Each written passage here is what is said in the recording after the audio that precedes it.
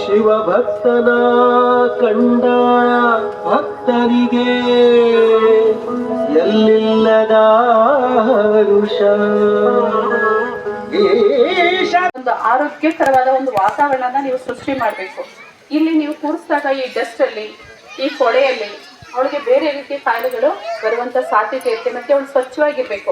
ಹಿಂದಿನ ಕಾಲದಿಂದ ಏನ್ ಬಂದಿದೆ ಅಂದ್ರೆ ಪದ್ಧತಿ 3 ದಿನ 4 ದಿನ 5 ದಿನ ಅವಳು ಒಳಗಡೆ ಹೋಗ್ಬಾರ್ದು ಅಂತ. ಮನೆ ಒಳಗಡೆ ಅಡಿಗೆ ಮನೆ ಇಂಥದಕ್ಕೆಲ್ಲ ಒಂದೊಂದ್ ಕಡೆ ಹೋಗಂಗಿಲ್ಲ, ಒಂದೇ ಕಡೆ ಕೂತು ಯಾಕೆ ಮಾಡಿದ್ರು ಅದನ್ನ ಹಿರಿಯರು? ಅವರಂದ್ರೆ ಮನೆಯಲ್ಲೇ ಇಟ್ಕೋತಾ ಇದ್ರು. ಕೆಲವೊಂದು ಇದನ್ನ ಬಿಟ್ಟು ಬೇರೆ ಇದ್ರಲ್ಲೆಲ್ಲ ಕಮ್ಯುನಿಟಿಯಲ್ಲೆಲ್ಲ ಒಳಗಡೆನೆ ಇಟ್ಕೋತಾ ಇದ್ರು. ಆದ್ರೆ ಅವಳು ಇಲ್ಲಿ ಓಡಾಡಂಗಿಲ್ಲ ಅಂತ.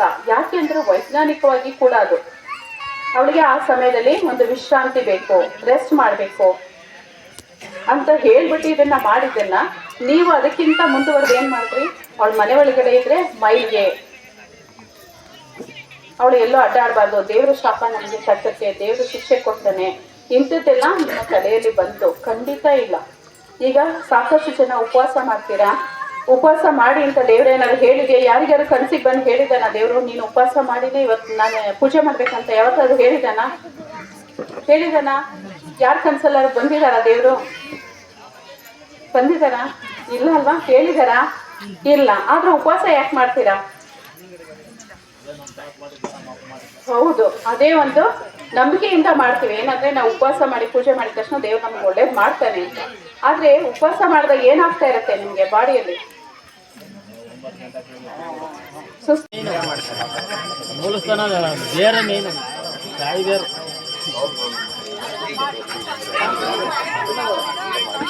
ಕಾಡನ್ನ ಬಿಟ್ಟು ಮಾಡಿ ಬರ್ತಾ ಇದೆ. ಮನೆ ಒಳಗಡೆ ಇದ್ದು ನಮ್ಮ ಮೈಸೂರು ಅಂತ ಸಿಟಿಯಲ್ಲಿ ಗೊತ್ತು, ಹೌದಾ? ಅಂತ ಇದರಲ್ಲಿ ನಿಮ್ಗೆ ಬರಲ್ಲ ಅನ್ನೋದು ಏನ್ ಗ್ಯಾರಂಟಿ? ಕರಡಿಗಳಿಲ್ಲ ಅಂತ ಏನ್ ಗ್ಯಾರಂಟಿ? ಹೇಗೆ ನೀವು ಅದು ನಿಮ್ಮ ಮಕ್ಕಳನ್ನ ಯಾಕೆ ನಿಮ್ಮ ಶತ್ರುಗಳೆಲ್ಲ ನೀವು ಹೆತ್ತು ಮಕ್ಕಳು, ನೀವು ಹೊತ್ತು ಮಕ್ಕಳು ಅಂತದ್ರಲ್ಲಿ ಯಾಕೆ ಈ ತರ ಸಮಸ್ಯೆ? ಹೌದು. ಈ ಎಲ್ಲ ಇಲ್ಲಿ ನೀರು ಎಲ್ಲ ಎದ್ದಿದ್ಕೊಳ್ಳಿ ದಯವಿಟ್ಟು ಎಲ್ಲ ಬರ್ರಿ. ಏನಾಗಲ್ಲ.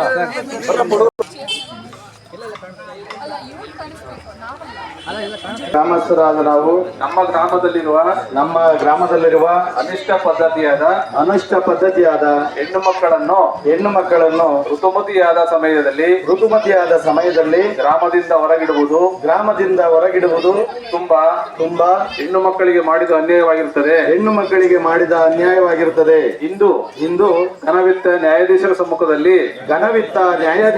ಸಮ್ಮುಖದಲ್ಲಿ ನಮಗೆ ಅರಿವು ಮೂಡಿಸಿದ ಸಲುವಾಗಿ ನಾವು ಅರಿತುಕೊಂಡು ಇನ್ನು ಮುಂದೆ ನಮ್ಮ ಗ್ರಾಮದ ಹೆಣ್ಣು ಮಕ್ಕಳನ್ನ ಋತುಮತಿಯಾದಾಗ ಪ್ರಸವವಾದಾಗ ಅವರನ್ನ ಮನೆಯಿಂದ ಊರಿಂದ ಹೊರಗಿಡದೆ ಸೂತಕ ಹೆಸರಿನಲ್ಲಿ ಯಾವುದೇ ಶೋಷಣೆ ಮಾಡದೆ ಇದೇ ಜಾಗದಲ್ಲಿ ಕರಿಯಮ್ಮ ದೇವಿ ಸನ್ನಿಧಿಯಲ್ಲಿ ಎಲ್ಲಾ ಗ್ರಾಮಸ್ಥರು ನಮ್ಮ ಹೆಣ್ಣು ಮಕ್ಕಳಿಗೆ ಅನುಕೂಲವಾಗುವ ಸಲುವಾಗಿ ಅವರನ್ನ ಊರಿಂದ ಆಚೆ ಕಳಿಸದೆ ಊರಿನ ಮನೆಯಲ್ಲೇ ಇಟ್ಟುಕೊಂಡು ಅವರಿಗೆ ಉತ್ತಮವಾದಂತಹ ನ್ಯಾಯವನ್ನು ಒದಗಿಸುತ್ತೇವೆ ಎಂದು ಶ್ರೀಕೃಷ್ಣ ಪರಮಾತ್ಮನ ಆಧಾರವಿಂದದಲ್ಲಿ ಪ್ರಮಾಣ ಮಾಡಿ ಹೇಳುತ್ತೇವೆ ಎಂದು